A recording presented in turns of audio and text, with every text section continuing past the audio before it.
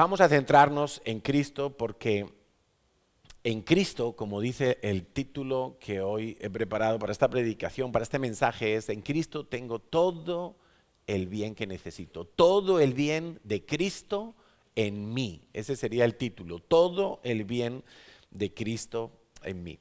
Y quiero que me acompañes, por favor, a la carta de Filemón. Filemón es una carta pequeña, corta, solo tiene un capítulo y vamos a leer desde el versículo 4 al 6. Dice: doy gracias a mi Dios, haciendo siempre memoria de ti en mis oraciones. Es una carta que Pablo le escribió a Filemón y dice, Pablo dice: oye, Filemón, siempre me acuerdo de ti en mis oraciones.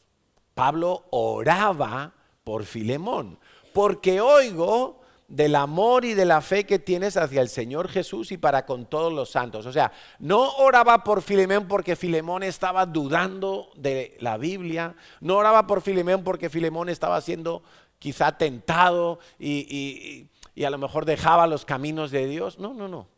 Oraba por Filemón porque Filemón estaba firme. Quiero que prestes atención a eso, porque siempre hay que orar. Si las cosas van mal hay que orar, pero si las cosas van bien hay que orar también. Y dice: porque oigo del amor y de la fe que tienes hacia el Señor Jesús y para con todos los santos. Era alguien comprometido con Dios, comprometido con la iglesia, era alguien que servía, era alguien que amaba a Dios y su palabra, que amaba a los hermanos en la congregación, tenía un buen testimonio, era alguien sólido, era alguien fiel en la casa de Dios. Pero dice el versículo 6, Pablo dice: yo oro para que la participación de tu fe sea eficaz en el conocimiento de todo el bien que está en vosotros por Cristo Jesús. Qué oración tan interesante, porque normalmente nosotros oramos: ay Señor, que tengo que pagar el piso, ay Señor, que mi abuelita está enferma, ay Señor, que necesito tal cosa, ¿sí? Y muchas veces estamos orando así, pero Pablo estaba orando por un discípulo que estaba firme en la fe y que lo que Pablo quería es que este discípulo conociera, tuviera muy presente para vivir todo el bien que por medio de Cristo estaba disponible para su vida. Eso quiere decir que puede haber cristianos que en algún momento de su vida, por ignorar, por no prestar atención, por no conocer los beneficios de Cristo, están viviendo una calidad de vida cristiana mala. En otra versión, en la NTV, dice el versículo 6, pido a Dios que pongas en práctica la generosidad que proviene de tu fe a medida que comprendes y vives todo lo bueno que tenemos los cristianos, los hijos de Dios, que tenemos en Cristo. ¡Wow! Entonces uno se debería de preguntar, bueno, ¿y cuál es todo el bien que yo tengo en Cristo? ¿Cuáles son esas cantidades de cosas buenas que está Pablo resumiendo en una sola frase? ¿Cuál es todo el bien que tengo en Cristo Jesús? Y de eso va esta serie de predicaciones que vamos a comenzar en esta semana y las siguientes. Vamos a estar hablando de todo el bien que cada uno de nosotros tenemos en Cristo Jesús. Pablo tenía una preocupación, entre otras. Le preocupaban las iglesias, él lo dice, pero él quería que los hijos de Dios disfrutaran en la plenitud de los beneficios de Cristo. Que no fueran cristianos mediocres por no conocer las bendiciones que tenemos en Cristo Jesús. De manera que puede haber cristianos que por no conocer los beneficios de Cristo todavía viven una vida en función de su estado de ánimo, en función de las cosas o personas que tienen a su alrededor, y no en función de todo el bien de Cristo en sus vidas.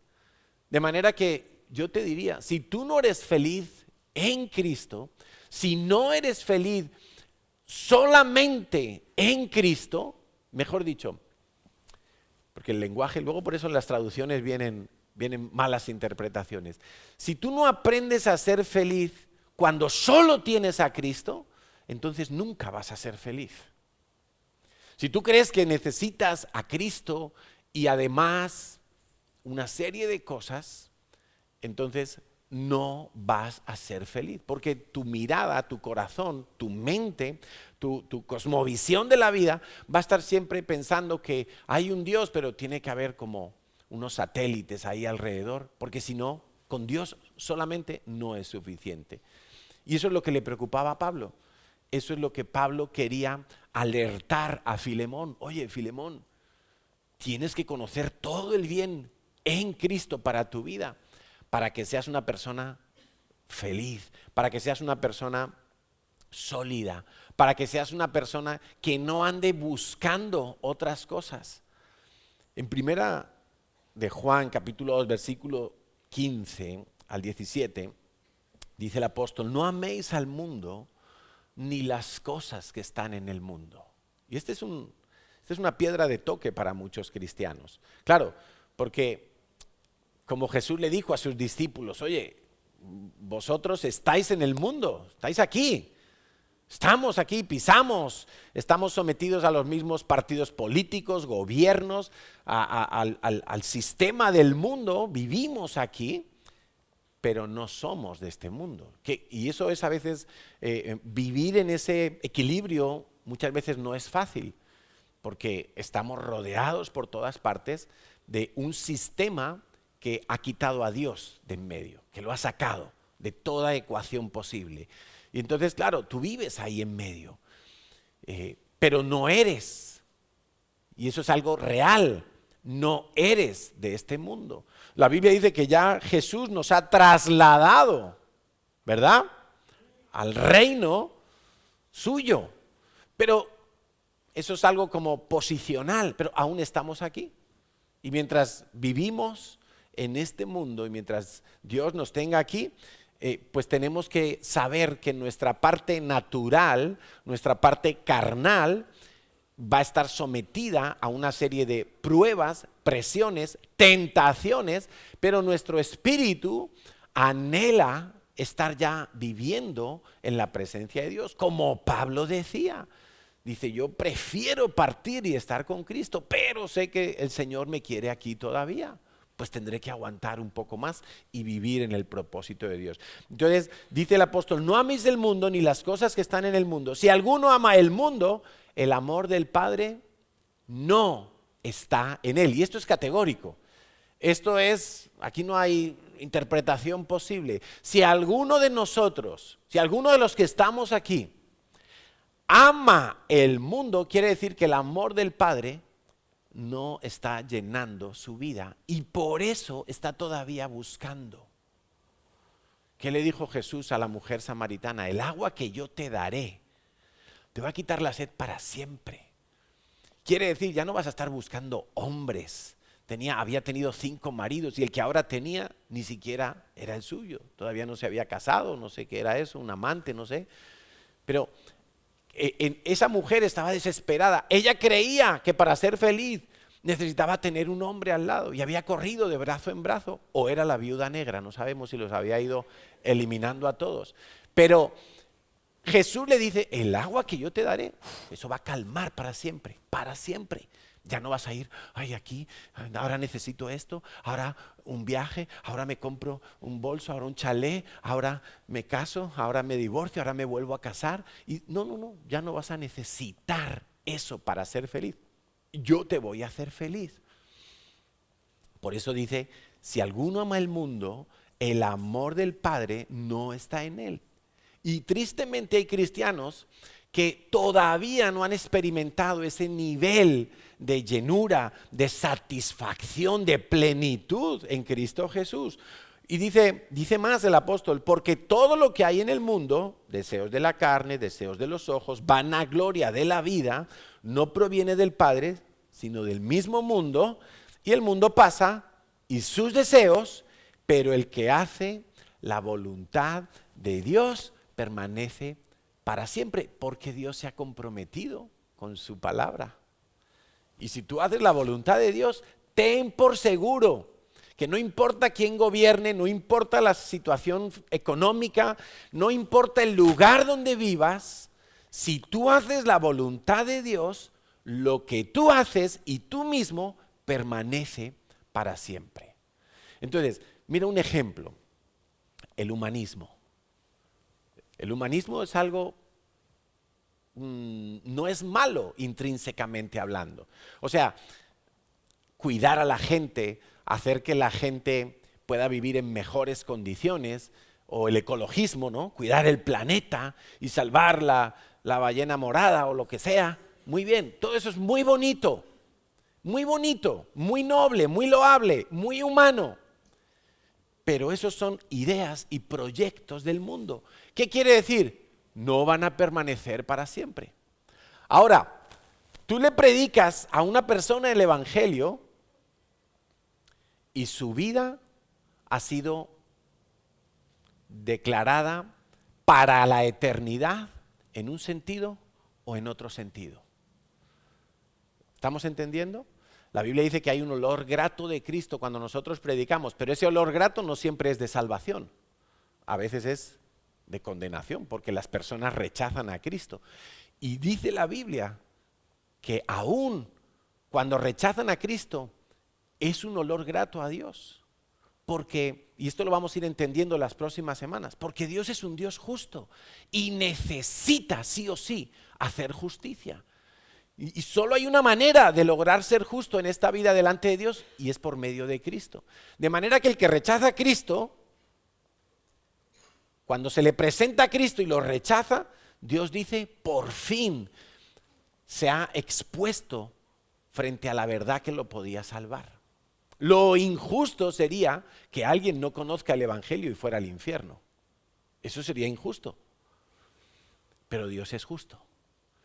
Entonces, familia, dice, el mundo pasa y sus deseos, pero el que hace la voluntad de Dios permanece para siempre.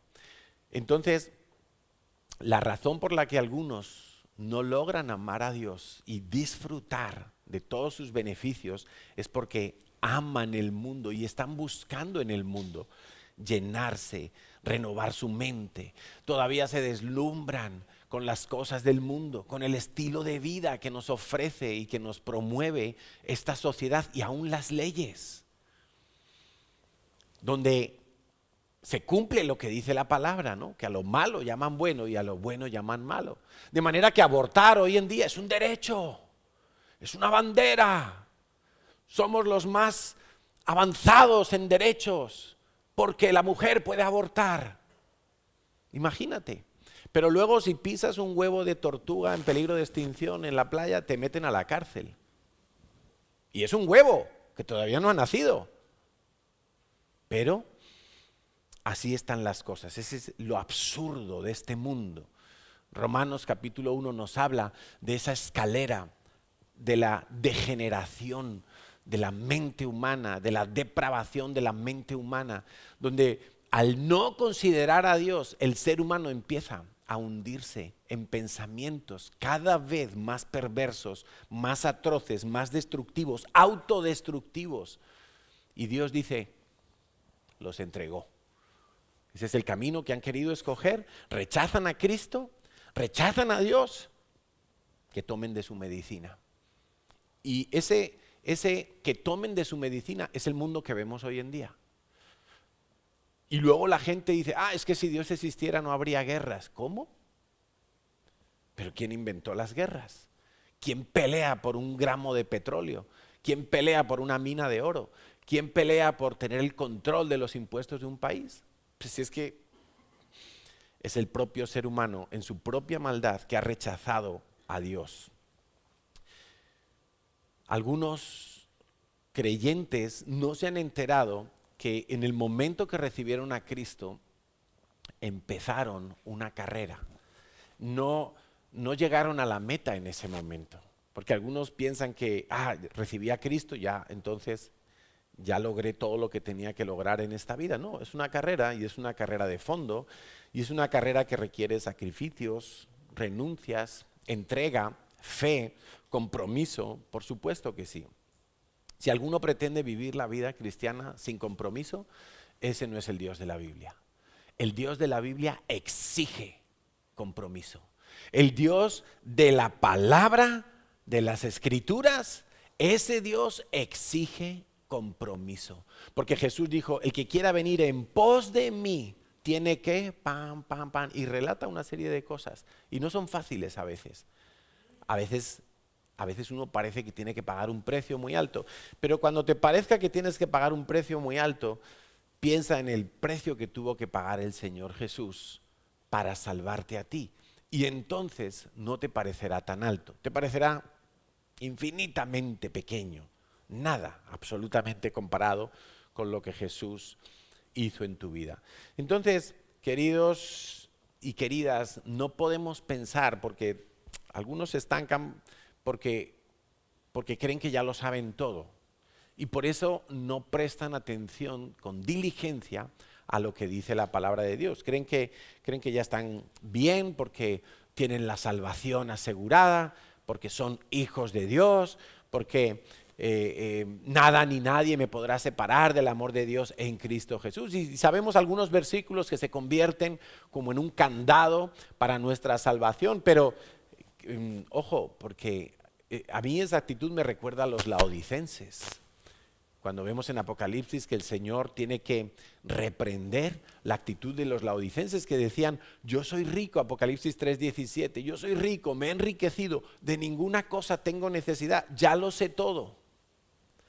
Ya he aprendido todo, ya lo he visto todo en la vida cristiana. Y tú no sabes, le dice el profeta, y tú no sabes que tú eres un desventurado, miserable, pobre, ciego, desnudo. O sea, estaba tan fuera de la realidad, ese pobrecito cristiano de la Odisea, creyendo que todo estaba bien en su vida, porque como ya es salvo, ya está todo, ya se hizo lo imposible. Lo que no era posible para el hombre, Jesús lo hizo posible, entonces yo ya disfruto de la salvación, el día que me muera me voy con el Señor. Y lo que le está diciendo el Señor es como, mira, abre tus ojos y yo te aconsejo que de mí compres oro refinado en fuego para que seas rico y vestiduras blancas para vestirte y que no se descubra la vergüenza de tu desnudez, porque va a llegar un momento que el cristiano que vive de esa manera, Dios lo va a desnudar, Dios lo va a exponer. ¿Por qué? Porque Dios lo ama y no quiere que se quede en esa condición. Por la misma razón que Pablo, que entendía muy bien el corazón de Dios, le dice a Filemón, yo oro para que conozcas todo el bien que hay en ti.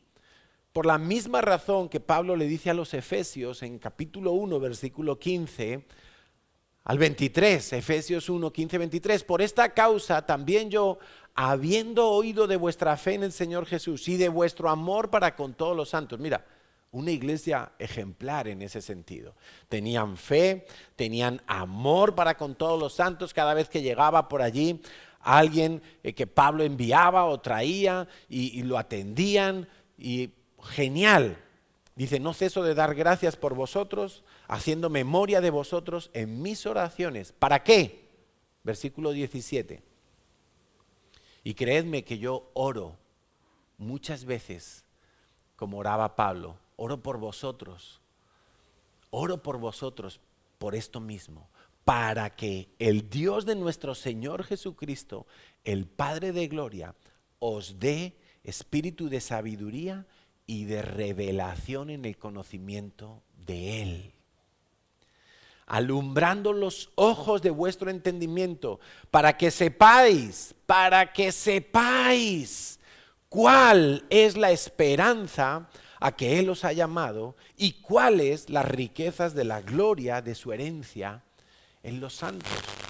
Todos aquí saben que Jesús vino a dar vida eterna y a buscar lo que se había perdido y a salvar lo que estaba perdido y a rescatar a los que estaban muertos y darles vida eterna. Todos lo sabemos, ¿verdad?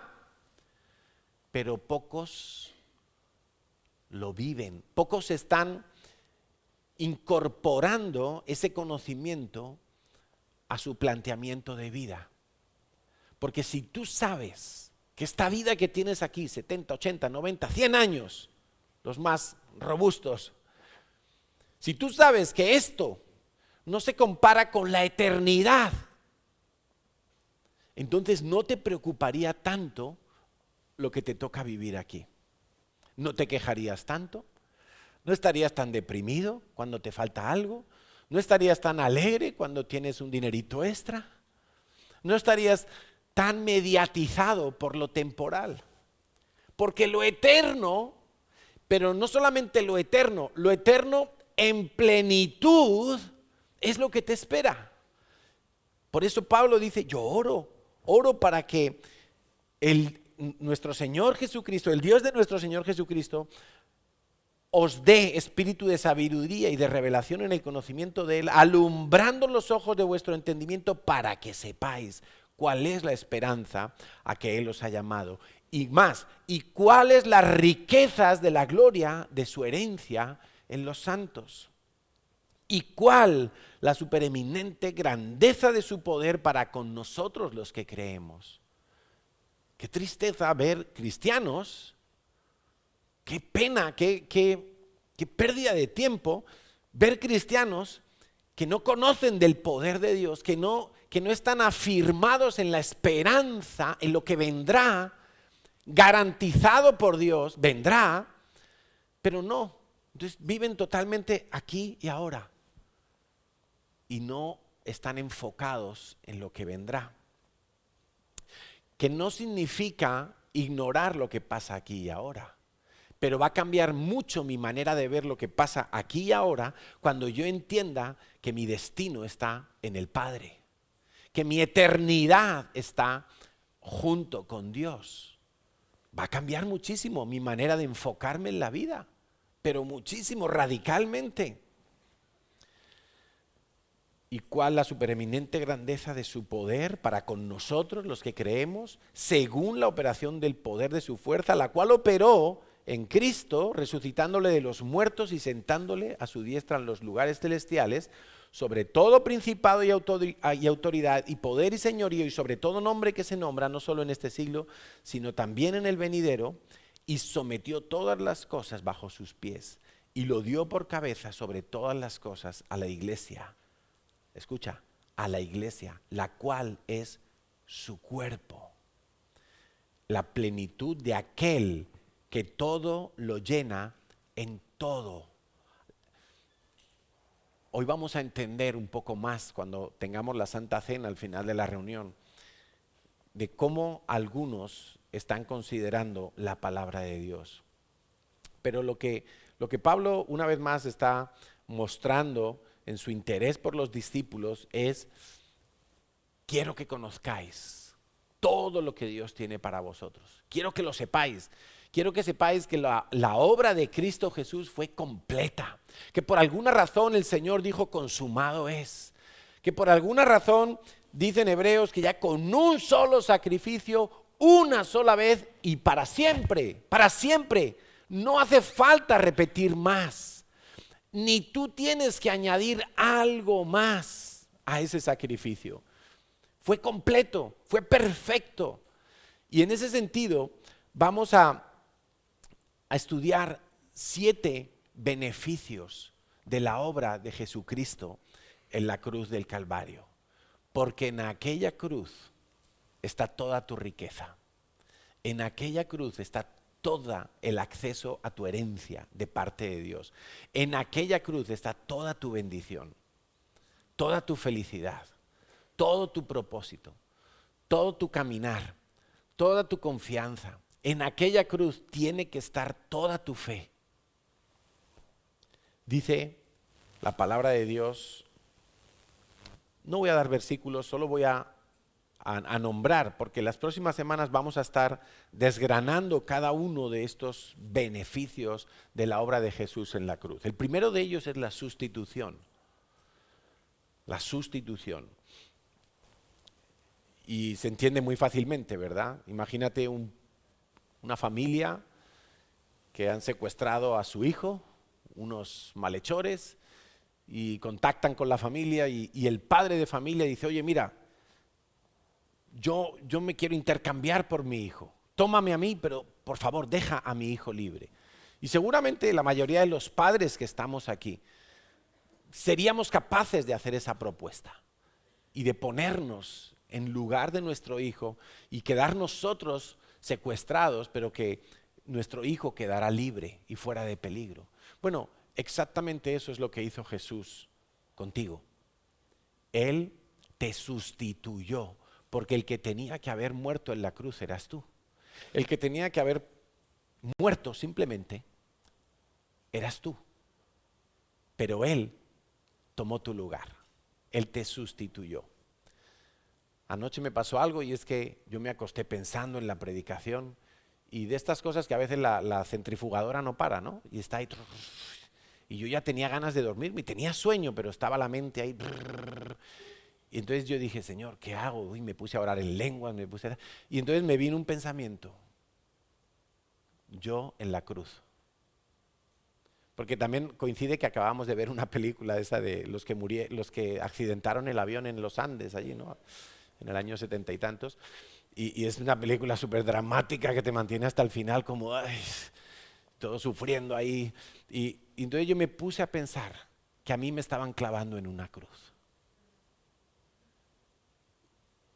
Y eso me hizo dormir porque no quería sufrir. No quería seguir avanzando en esa tortura. ¿Cómo tuvo que ser eso? Porque honestamente tú tenías que haber estado allí. No Jesús. Jesús no hizo nada para estar allí. No merecía eso. Él lo hizo todo bien. El segundo beneficio es la propiciación. Porque para entender la propiciación necesitamos entender que Dios tiene la autoridad y la tiene que ejercer. Y al ejercer su autoridad, Dios tiene que condenar al pecador y tiene que matar al pecador. Tiene que descargar la sentencia, la ira, el castigo sobre el pecador. Eso es así, está establecido en su palabra. Lo aceptes o no lo aceptes, lo creas o no lo creas, Dios tiene que castigar al pecador. Y va a castigar a los pecadores creyentes, mejor dicho, Dios va a castigar al ateo aunque no creía en el castigo. Ni siquiera creía en las normas de Dios, ni siquiera creía que existía un Dios. Pero el día que ese pecador ateo se presente delante de Dios, va a ser castigado. Con toda la severidad. Porque si no, Dios no sería Dios. ¿Quién podrá calmar ese momento de descarga de Dios contra el pecador? ¿Cómo podrá alguien hacer algo para poner un escudo y que no caiga ese rayo de la sentencia de Dios sobre su vida? El único que lo puede hacer es Jesucristo. ¿Por qué? Porque Él no pecó en nada, te lo acabo de decir, Él lo hizo todo perfecto, absolutamente todo, en obra, en palabra, en pensamiento, en intención del corazón. Él siempre fue santo y limpio. No pecó en nada, pero Él se ofreció como el cordero a ser sacrificado. Y por eso Dios lo vio como un sacrificio propicio. Acuérdate que en la ley de Dios, Dios había establecido que cuando había que sacrificar un cordero, el cordero no podía tener defecto. Evidentemente un cordero, el defecto que se le podía buscar era siempre algo externo. Manchas, calvicies en su... cualquier cosa, algo externo en su apariencia. Si había un cordero con un solo defecto, no servía para el sacrificio. Tenían que ser corderitos perfectos por fuera. Entonces Jesús fue ese cordero. Y en el Antiguo Testamento, esa ira de Dios se descargaba sobre el corderito para que la persona no muriera por su pecado. Entonces, cuando viene Jesús y Él dice, yo soy el cordero que quita el pecado del mundo, Él está diciendo, yo soy el propicio porque no tengo ningún defecto. Por eso jamás se te ocurra querer añadir algo al sacrificio de Jesús. Porque fue perfecto Jesús, pero también fue perfecta la sentencia de Dios sobre Él. Tú no necesitas añadir nada. Ay, tengo que recibir a Cristo, pero además tengo que hacer, no sé, evangelizar 10 personas cada día. Que está muy bien evangelizar 10 personas cada día. Y de hecho, si puedes, hazlo. Y si en vez de 10 puedes 20, mejor. Pero no será para tu salvación. ¿Entendemos? ¿Hola? Bueno. Tercer beneficio, justificación. Tú has sido declarado por el único que puede hacer esta declaración, que es Dios. Tú has sido declarado justo en Cristo Jesús. Por haber creído en la obra de Cristo Jesús. Entonces Jesús se hace culpable y tú eres declarado justo. Escucha, justo es mucho más que no culpable. En las películas estamos acostumbrados a ver el juez que a ver si declara culpable o no culpable. Y tú sabes que a veces hay personas que son declaradas no culpables porque las pruebas que se consiguieron en contra de ellos fueron obtenidas de manera ilegal, porque no custodiaron la pistola, porque el ADN se caducó, y entonces la mató, pero como la prueba estaba mal, entonces queda libre, no culpable. No, ser justo es mucho más que no ser culpable. Ser justo es como si tú, escucha esto por favor, porque esto tiene que cambiar tu vida para siempre. Ser justo es como si tú, desde el momento en que recibes a Cristo en tu corazón, nunca hubieras pecado. No es que Dios se olvida de tu pecado y dice, bueno, voy a hacer como que no has hecho nada. Como hacemos los padres con los hijos, ¿no? Que rompen algo y nosotros vamos a hacer como que no he visto nada porque si no me lo cargo. Si no le doy una paliza. No es como si, no es que no quiero mirar. No es que voy a disimular que aquí no ha pasado nada. Dios te ve justo en Cristo Jesús. Y eso es un beneficio tan asombroso para que tú puedas, cuando tú te acerques a Dios y tú sabes que Dios te está viendo justo. Ah, pero el pecado, no, eso fue otro. Fue el antiguo Carlos. Aquel antiguo Carlos era el que andaba en todas esas cosas, en todos esos pecados horribles. No, pero yo recibí a Cristo hace 10 años, pero es que ayer pequé. Ayer vi pornografía y entonces, ¿cómo me va a ver Dios justo? Sí, es que el que pecó fue tu vieja naturaleza. Y eso no quiere decir que tienes carta blanca para ver pornografía, por supuesto que no.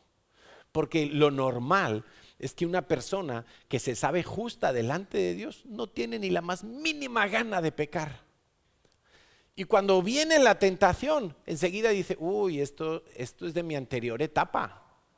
Esto es del antiguo Carlos, ya no lo quiero. Esto es lo que yo antes buscaba y me enredaba allí porque pensaba que allí estaba mi plenitud y que allí iba a conseguir una satisfacción. Y tantas veces me di cuenta que no era así, que siempre volvía, pero ahora ya no lo necesito porque tengo la plenitud delante de mí, en mí. Cuarto beneficio, la regeneración, que se produce exactamente en el momento en que naces de nuevo del Espíritu, como el Señor le dijo a Nicodemo, es necesario que tú nazcas de nuevo del agua y del Espíritu. El único que puede obrar la regeneración en una persona es el Espíritu Santo, es el Espíritu de Cristo, es el Espíritu de Dios. No se puede lograr una regeneración, es decir, no puedes tener una nueva naturaleza si no es porque el Espíritu Santo la produce en ti. La religión es absolutamente incapaz de regenerar a alguien. Más bien la religión degenera a las personas, porque las mete en una espiral de tanto esfuerzo para lograr agradar a Dios y como nunca lo logramos, siempre estamos frustrados, esclavizados y atados. Entonces, la regeneración es otro de los beneficios que por medio del sacrificio de Jesús se aplica a tu vida por el Espíritu Santo y tú recibes una nueva naturaleza. Y hay cristianos que parece que no se han enterado de esto. Hay cristianos que parece que no se han enterado que el que tiene ganas de pecar es tu hombre carnal. Y el que tiene ganas de alabar, de adorar, de congregarse, de estudiar la Biblia, de contar las buenas nuevas, de bendecir a otros, el que tiene esas ganas es tu hombre espiritual. De manera que sí, tenemos dos naturalezas ahora mismo, hasta que el Señor vuelva. Hablaremos de eso en las próximas semanas. Quinto beneficio, la santificación. La santificación es la sentencia de Dios que también no solo me declara justo, sino que además me declara santo. ¿Santo qué significa? Santo significa que tengo una coronita aquí con estrellas, con una luz así como las de los youtubers. No. Santo significa que tengo un propósito de Dios y por eso Dios me consagra, me aparta, me destina a ese propósito. Soy apartado para Dios. Desde ahora que recibo a Cristo, desde ese momento Dios empieza un proceso de santificación por el cual me declara santo y me dice, mira, tú ahora eres santo, eres mío, eres para mí. Tienes que vivir para mis intereses, para mi reino, para mi nombre, para mi gloria, para mi fama. Eso es santificación. De manera que, claro, uno dice, no, pero yo es que tengo que ir al trabajo 8, 10, 12 horas al día. Muy bien, sí. En tu trabajo, ahora en tu trabajo, tú eres apartado para Dios. Antes robabas en tu trabajo, ahora no robes. Honra el nombre de Dios. Antes le robabas minutos al jefe, ahora no lo hagas. Honra el nombre de Dios, santifica a Dios en tu vida, en tu forma de trabajo. Que antes tú eras adúltero en tu matrimonio, ahora no lo hagas. Santifica a Dios en tu matrimonio. Porque ha empezado todo un proceso de santificación porque ya eres santo. Santo no es una persona que nunca comete errores, que nunca rompe un plato, como cree la cultura popular, ¿no? La cultura popular ve a alguien que hace una buena obra y dice, ay, es un santo, se merece el cielo, ¿no? Ay, salvó al perrito de la acequia que se estaba ahogando, ay, qué santo, se merece el cielo. No, santo tampoco es el que ha hecho 3 milagros. No, santo es el que es apartado para Dios. Hablaremos de esto en otra de las semanas. Sexto beneficio, la redención. Jesús pagó con su propia sangre el precio de mi rescate, porque estábamos en peligro, estábamos presos del pecado y esclavos del pecado, y por eso tengo que ser redimido, tengo que ser rescatado, porque estaba sin libertad. Entonces soy redimido. Versículo 7 iba a decir. Beneficio número 7, la reconciliación. Este me encanta. Me encanta y aquel que es capaz de vivir este beneficio de Jesús en su vida, tiene un tesoro inestimable. Porque antes de recibir a Cristo, cuando yo no sé el caso de cada uno, yo recibí a Cristo con 24 años. Hasta los 24 años yo había sido formado, educado en una cultura católica. Había ido a un colegio católico. Había rezado no sé cuántos Aves Marías, no sé cuántos rosarios, no sé cuántos Jesucito de mi vida, misas todas las que quieras. Era un colegio religioso, pero yo nunca le había dicho a Jesús que fuera mi Salvador. Nunca le había dado gracias a Jesús por haber muerto en la cruz por mí. Yo pensaba que por estar haciendo todas esas cosas, yo ya era un buen cristiano, un buen creyente, un buen hijo de Dios. Pero resulta que todos esos 24 años yo los había perdido. Y yo no era un criminal, no era un ladrón de bancos, no era un violador de ancianitas. Nada de todo eso, como algunos dicen, ¿verdad? No, yo no he matado a nadie, ¿yo para qué tengo que pedir perdón a Dios? Bueno, es que ese era yo me creía bueno. Y encima mi familia creían que yo era bueno.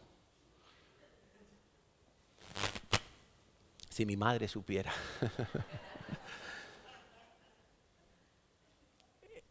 Entonces, hasta que yo no recibo a Cristo, no importa, puede haber gente aquí sentada, que si no ha recibido a Cristo en su corazón, si todavía no ha entendido que Jesús murió en una cruz por culpa suya, puede haber gente aquí que todavía no se ha reconciliado con Dios. ¿Y sabes qué significa no estar reconciliado con Dios?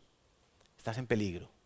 Alguien que no es amigo de Dios, alguien que no se ha arreglado con Dios, que no se ha reconciliado con Dios todavía, está en serio peligro. Está a punto de que un camión le pase por encima.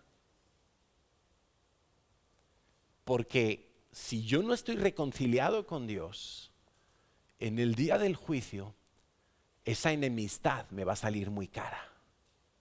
Y Dios, con todo su dolor, pero con toda su autoridad, me mandará al infierno. No para un día, ni para una semana, ni hasta que mi familia con sus oraciones me saque de allí, porque eso no es bíblico, sino por toda la eternidad. Por toda la eternidad. Ahora, estar reconciliado con Dios significa que ahora el rostro de Dios te mira a ti cara a cara.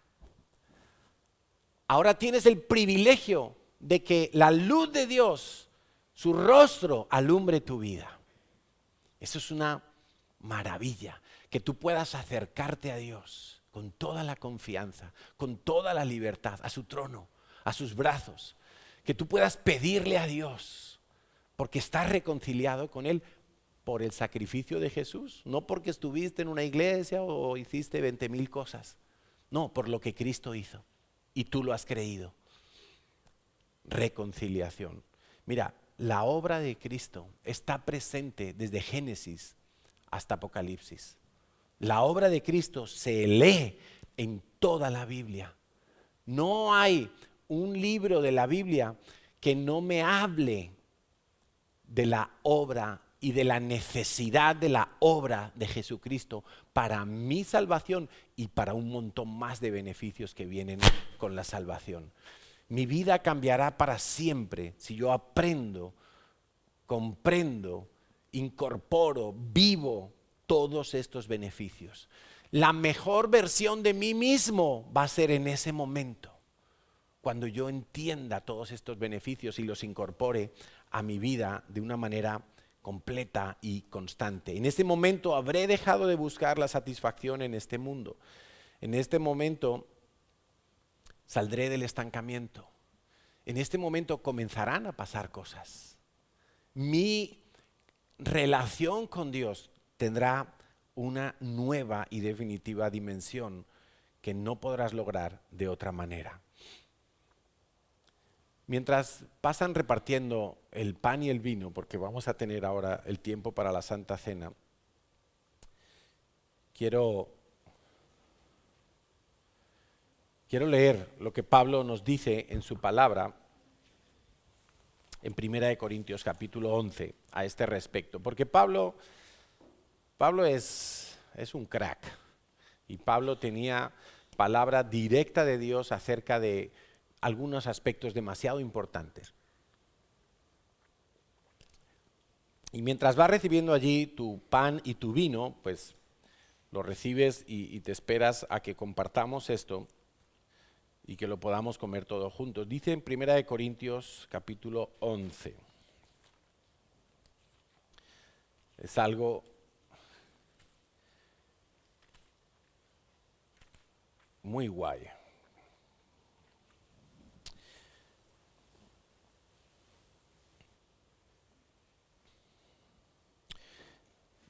Primera de Corintios 11, 17. Pero al anunciaros esto que sigue, no os alabo, dice Pablo a la iglesia, porque no os congregáis para lo mejor, sino para lo peor. Ojo, está hablando de la congregación. Está hablando a creyentes, a hermanos en Cristo, gente que él consideraba que eran sus discípulos porque él había plantado, iniciado esa misión, esa congregación. Muy bien, dice el 18, en primer lugar, dice, ¿por qué no os alabo? Porque en primer lugar, cuando reunís como iglesia, escucha esto, porque muchos dicen, no, cuando 2 o 3 están reunidos en su nombre, es que esa es la clave, en su nombre, como iglesia. Porque si yo me reúno con 2 o 3 cristianos para emborracharme, lo siento, eso no es iglesia. Pero cuando yo me reúno como iglesia, que puede ser una célula, puede ser la reunión de un domingo, puede ser un estudio bíblico, puede ser que yo estoy con mi familia en el salón de mi casa haciendo un devocional y ahí estamos como iglesia, ahí sí, porque eso es iglesia, no importa, no hace falta que sean consanguíneos los que se reúnen. Oigo que hay entre vosotros divisiones y lo creo, dice Pablo. Y qué terrible, porque está hablando de la iglesia y está hablando de las divisiones. Dice, yo en parte lo creo porque es preciso que entre vosotros haya disensiones para que se hagan manifiestos entre vosotros los que son aprobados. O sea, Pablo está diciendo, mira, que en la iglesia hay problemas. Sí, claro, en parte lo creo. Porque en medio de las pruebas, en medio de las tensiones, cuando varias personas se reúnen en un mismo lugar, irremediablemente, cada uno somos como somos y va a haber, él lo llama disensiones. Va a haber diferentes opiniones, diferentes gustos, diferentes criterios, diferentes estados de madurez de las personas, diferentes grados de compromiso también. Va a haber una situación ahí que eso puede ser como un poco un cóctel. Dice, y eso va a provocar que algunos reaccionen conforme al Espíritu de Cristo y otros van a reaccionar conforme a su vieja naturaleza carnal. Porque todavía no conocen todos los beneficios de Cristo para su vida. Y creen que tienen que seguir siendo y exigiendo como lo hacían antes de recibir a Cristo. Bueno, él dice, yo en parte lo creo porque estas cosas pasan. Esto pasa en todas las iglesias y esto nunca va a dejar de pasar. Pero ojo, porque dice que eso es como un filtro que usa Dios y que debemos usar los pastores para ver quiénes son aprobados. Y los que no son aprobados, pues algo tendremos que hacer con ellos. Habrá que reprender, habrá que exhortar, habrá que redarguir, etcétera, etcétera, etcétera. Bueno, versículo 20. Está hablando de la iglesia. Cuando pues os reunís vosotros, esto no es comer la cena del Señor, porque lo estaban haciendo. Dice, uno se adelanta a tomar su propia cena, el otro, uno tiene hambre, el otro bebe más de la cuenta, como que cada uno iba a lo suyo. Y precisamente ese no es el espíritu de la iglesia. Iglesia es un solo cuerpo, un solo cuerpo. No puede ser que mi mano quiere salir de este lugar, pero mi pie no. Y entonces, ¿qué va a pasar? Pues se tiene que sujetar el uno al otro. O sea, o se hace una cosa o la otra, pero las dos a la vez no se puede. Entonces dice, ¿qué pasa? ¿Que no tenéis casas en las que comáis o bebáis? Y hace una pregunta aquí. ¿O menospreciáis la iglesia de Dios y avergonzáis a los que no tienen nada? Se ve que se reunían a celebrar la Santa Cena como iglesia y unos traían un cordero con patatas asadas, con trufa, con no sé qué. Y otros que no tenían nada, pues apenas traían un pedazo de pan para comer. Y el que tenía mucho cordero, pues se ve que no lo compartía con el otro, sino que empezaba a comer la comilona. Bueno, había una situación un poco desordenada, pero el punto interesante aquí es que dice, ¿qué pasa? ¿Que estáis menospreciando la iglesia de Dios y avergonzáis a los que no tienen nada, porque en la iglesia, en Cristo, ya no hay judío, ni griego, rico, ni pobre, hombre, ni mujer, esclavo, ni libre. O sea, en la iglesia, en Cristo, todos somos vistos iguales por Dios. ¿Cómo nos ve Dios? Justos, santos, limpios, hijos, amados, herederos, dignos de estar en su presencia, no por nosotros, por la obra de Cristo. En ese sentido somos iguales. Y Pablo está diciendo, estáis menospreciando la iglesia de Dios. Dice, no os alabaré por esto. No, esto que estáis haciendo no está bien. Y entonces él empieza a hablar, versículo 23, me lo voy a saltar ahora, pero vamos a volver enseguida. Vamos al 27 y dice, de manera que cualquiera que comiere este pan o bebiere esta copa del Señor indignamente, será culpado del cuerpo y de la sangre del Señor. Casi siempre que yo leo este versículo, lo dirijo hacia mi propia persona. Y entonces, bueno, pues como dice aquí, por tanto, pruébese cada uno a sí mismo, y si es aprobado, entonces coma del pan y beba de la copa, porque el que come y bebe indignamente, sin discernir el cuerpo del Señor, juicio come y bebe para sí. Claro, había algo que siempre me chocaba, y era claro, que ¿cómo que discernir el cuerpo del Señor? Si sabemos que el pan y el vino que vamos a comer ahora, eso no es el cuerpo de Cristo, es solamente un símbolo, es un objeto. Ese pan que vas a comer ahora no se transforma en el cuerpo de Cristo, ni el vino se transforma en la sangre, no hay ninguna transformación. La Biblia no dice nada de ninguna transformación. La Biblia dice que cuando lo comas le des gracias por su cuerpo partido, y cuando bebas el vino des gracias por su sangre derramada, porque allí están todos tus beneficios. Entonces, claro, cuando habla del cuerpo del Señor, es que no se refiere al pan, se refiere a la iglesia. El que come o bebe indignamente, sin discernir que estás y perteneces al cuerpo del Señor, que es la iglesia de Dios, dice, ese está mal. Y muchas veces el causar divisiones, el hacer daño a la iglesia de Dios, es la causa, dice, por la que muchos están enfermos y debilitados, y algunos incluso ya Dios se los tuvo que llevar, y duermen, mueren. Entonces dice el 31, pues si nos examinásemos a nosotros mismos, no seríamos juzgados, mas siendo juzgados somos castigados por el Señor, para que no seamos condenados con el mundo.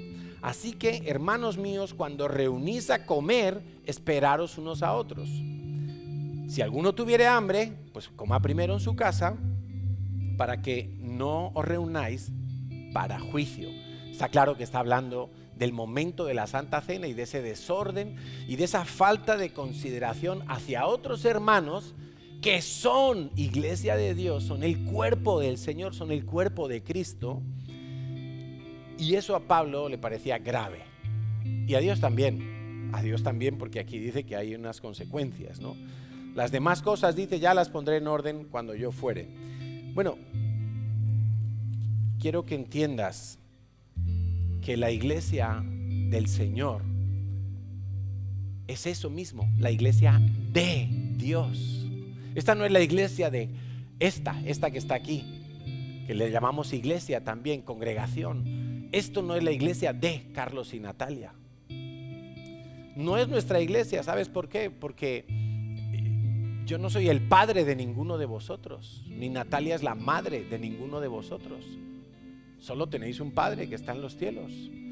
No es mi iglesia porque yo no os he traído hasta aquí. Es Dios el que añade a su iglesia los que han de ser salvos. No es mi iglesia porque yo no la di a luz.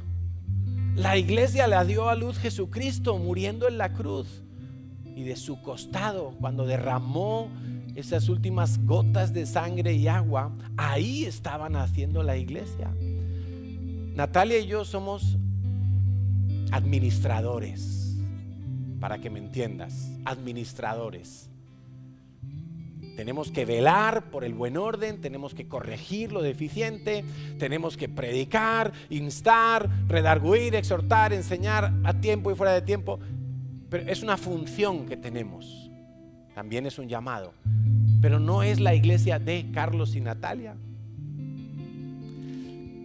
Si tú le haces daño a la iglesia, y ahora nos ceñimos a esta iglesia, pero no solo a esta, sino que si tú hablas mal de otras iglesias,